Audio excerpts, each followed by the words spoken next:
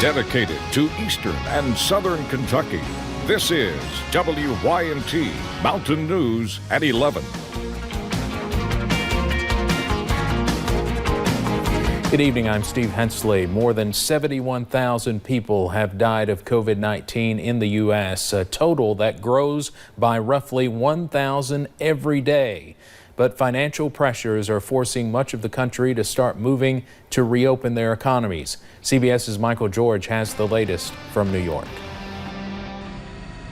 The coronavirus is claiming so many lives in New York that bodies are now being stored in refrigerated trucks around the city. Despite that, it's one of the few places seeing a decline in COVID-19 cases. It was up to Texans whether or not we remain open and, in fact, open up even more. Infections are rising steadily, but the Lone Star State is one of dozens planning to ease their social distancing rules. Between this point and the point in time when those cures and medical treatments will be available, we must find a way to bridge that divide. Indiana will soon allow churches and other houses of worship to reopen, though congregants will have to keep their distance from one another. We felt that as we were phasing in, this was a good kind of test case or control group to see if we could responsibly start opening up. Californians have been living under a mandatory stay-at-home order since March 19th. That order will be partially lifted later this week. We've been able to flatten the curve in a meaningful and significant way over the course of many, many weeks. The hardest hit states remain on lockdown. Starting Wednesday, Massachusetts residents will be required to cover their faces in public. New York Governor Andrew Cuomo says it's a lose-lose situation for all. The faster we reopen, the lower the economic cost, but the higher the human cost, because the more lives lost. That, my friends, is the decision we are really making.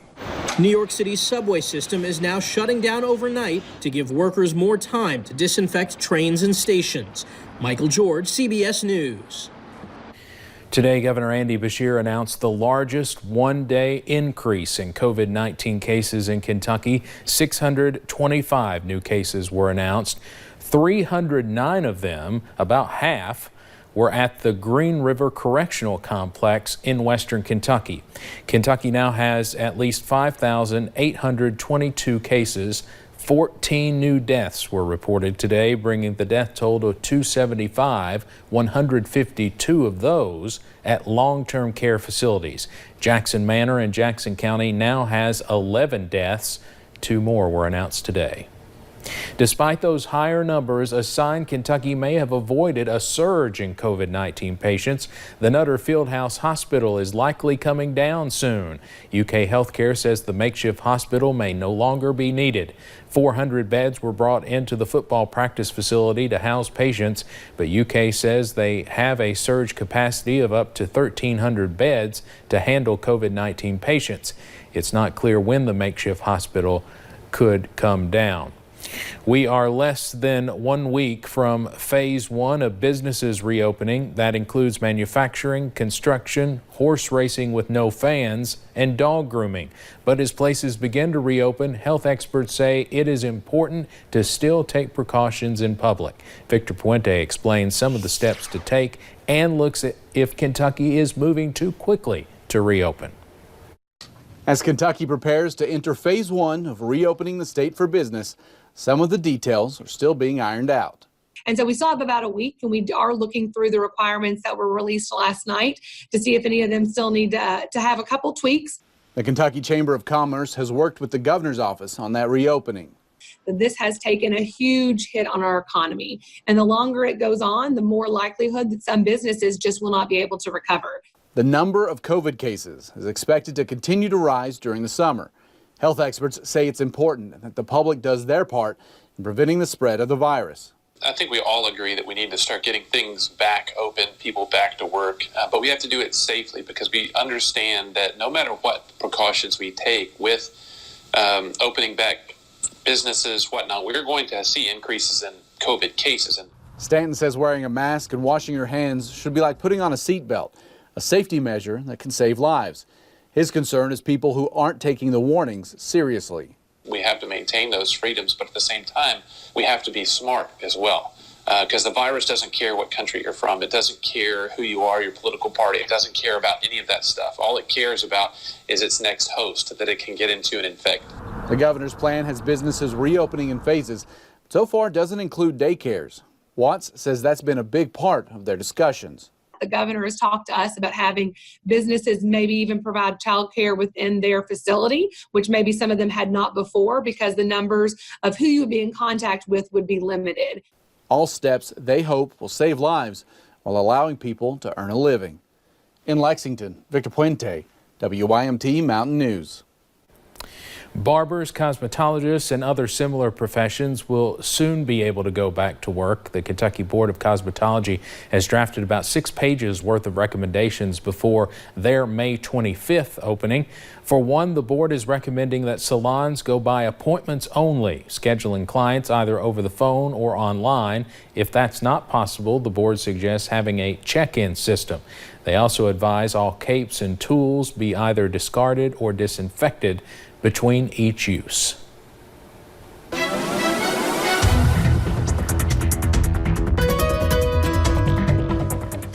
Well, it was a gloomy day here in the mountains. We saw heavy rain early this morning, a few thunderstorms. So we've seen kind of that lighter rain throughout the day, and we're going to continue to see that this evening. We're going to take you up to a few of those cameras. As you can see, those gloomy conditions as we look at our UVA WISE camera. Maybe a few breaks in the cloud there right before sunset. I think you could see some peaks of sunshine over there. Some areas down to our south in the Cumberland Valley and UVA WISE look like they might have saw a little bit of sunshine today. Whitesburg, though, looking pretty gloomy over there, still looking wet as you look down into those roadways. Satellite and radar showing those kind of gloomier conditions we've seen throughout the day. Now we're really just seeing those cloudy conditions heading into tonight, but we will hang on to a few showers. Temperatures look to drop into about the lower 40s, and we'll see a few showers here and there with those cloudy skies and a little bit of those foggier conditions. Heading into tomorrow, well, we continue to see those gloomy skies and scattered rain chances. Sunshine, though, finally returns Thursday before we see more heavy rain move back into the mountains by Friday. I'll have those details coming up in a little bit. All right, Paige, thank you. Dozens of parents and their graduating seniors have won a victory after suing the Laurel County Superintendent and Board of Education.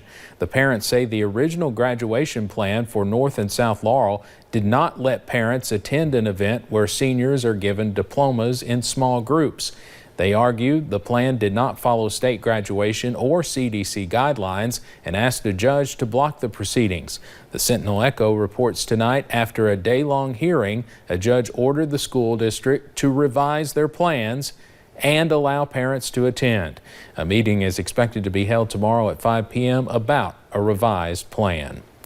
Bell County High School is letting its seniors walk across the stage in front of their families while still following CDC guidelines. WYMT's Emily Bennett shows us how. Before the pandemic, the class of 2020 spent most of their time in school expecting to hear their name called Olivia Lindsay Rose Lynch and walk across the stage with their classmates. It was really disappointing at first.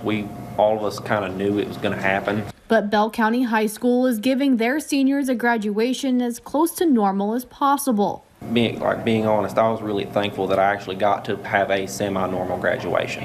Seniors are scheduling a time to come to the high school in cap and gown and walk across the stage in front of 4 of their family members. It gives me like a sense of completion. Seniors were skeptical at first. Actually coming here and doing it was a really good experience. But at the end of the day, it was better than expected. Something you don't get in a normal graduation. You don't get to hear all of their awards and scholarships listed out. And those even more excited than the seniors, the families. I have been very emotional, honey. I've already cried this morning. Expecting to not have the chance to see the biggest day in their child's life.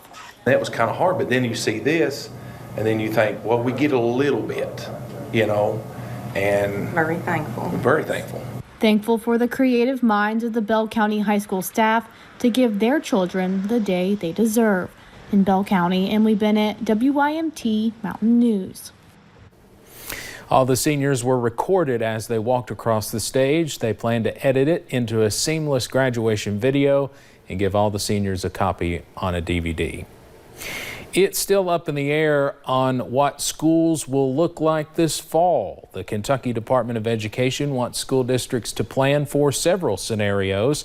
There could be an early start, potentially in July, a traditional start, or even a late start after Labor Day.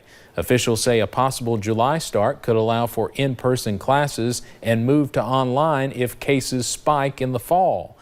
And in-person classes could also have some changes.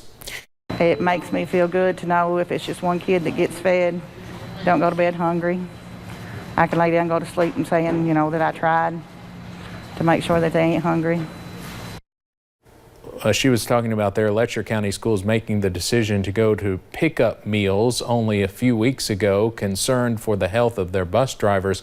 Breakfast and lunch are provided, but for those with no transportation, getting that meal was a struggle. That's when first responders from 3 fire departments stepped in to make sure no child was left behind.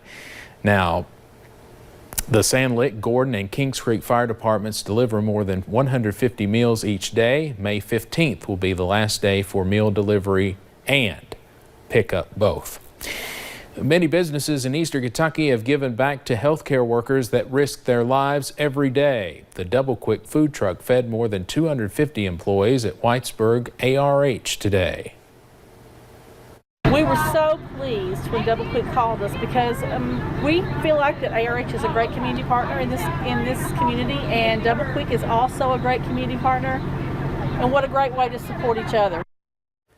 Double Quick's food truck plans to feed the essential workers at Buchanan General Hospital next week. As many city halls and courtrooms are temporarily closed to the public because of COVID-19, that is impacting families trying to adopt. WYMT's Madison program gives us a look inside a Laurel County family's successful adoption during the pandemic. Celebration fills the room as the Fields family is now legally a family of 6. We were only expecting to have 1 kid, but God gave us 3 beautiful children, and we're just so blessed, and we're so happy that God put them in our lives. Back in 2019, Andy and Kayla Fields started the process that would lead to this day. Yes. They put in to become Skylee, Dusty, and Aubrey's legal parents. They kept pushing it back, and then when the corona hit, we knew that something was going to happen to where the adoption was going to be put off until all this had ended. So they waited, and to the family's surprise, 1 Zoom call later with the judge, and they were able to make it official from right here at home. I mean, it happened. It happened one way or another, and that's all that really matters. Aubrey, the oldest of the 3, says this provides a sense of comfort.